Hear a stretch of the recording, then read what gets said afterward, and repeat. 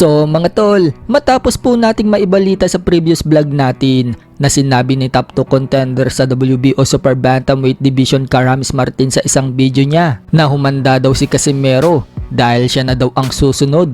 Casimero, humanda ka na. Ayawan na ayaw.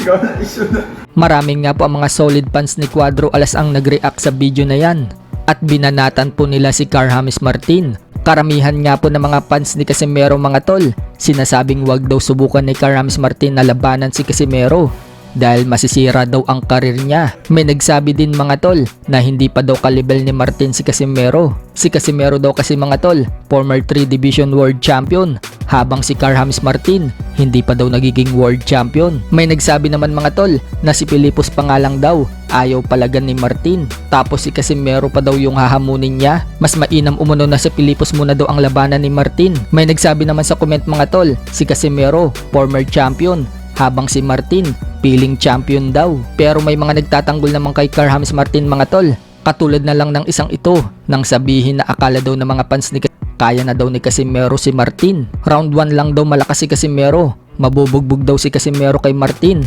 pag nagsimula na daw yung round 3. Baka himatayin pa daw si Casimero sa late rounds sa sobrang hingal. Depensa naman ng Casimero fans, kabaliwan daw yung sinasabi nito. Nakita daw ba niya yung galawan ni Casimero at galawan ni Martin? Sisiw pa daw itong si Martin sa kamao ni Casimero. Doon muna daw siya kay Pilipos kung kaya niya. Response din ng isang ito mga tol, baka baliktad daw yung mangyayari, baka yung ipugaw daw yung matulog. Sinabi naman ng isang ito, baka daw dyan nalilisanin ni Martin ang pagbaboxing kapag pinalagan daw siya ni Casimero. Pero malabo daw patulan ni Casimero si Martin dahil barya-barya lang daw ang kikitain. So nagkakainitan nga mga tol ang mga fans ni Casimero at mga fans ni Martin. So kung may banat si Martin kay Casimero, may banat nga din po si Casimero kay Martin. Nang matapos po kasing manalo ni Karamis Martin mga tol kay Mexican Ruben Tostado Garcia kahapon, nalaman po yan ni Casimero mga tol at napag-usapan nila sa live. Sinabi ng kakwentuhan ni Casimero, lumaban at nanalo daw si Martin sa boxer na hindi daw nakarank, habang si Martin na top 2 contender. Yan daw ang ipapalabang kay Inoue.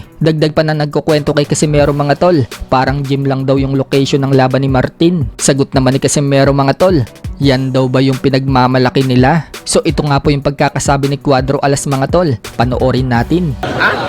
Si Martin ba? Oo. Panalo pero ang kalaban wala sa ranking. Abnormal. Hindi kilala. Yung location ta, parang gym lang. Oo. Hindi na ako. Tapos yung nilalaban nila, number 2 yung sa ranking, di ba? Ha? Yung nilalaban nila kay Inoue. Ano maban si ano ngayon? Tuloy. Ano lang ta? Parang gym lang. So yun? Yung location. Di ba?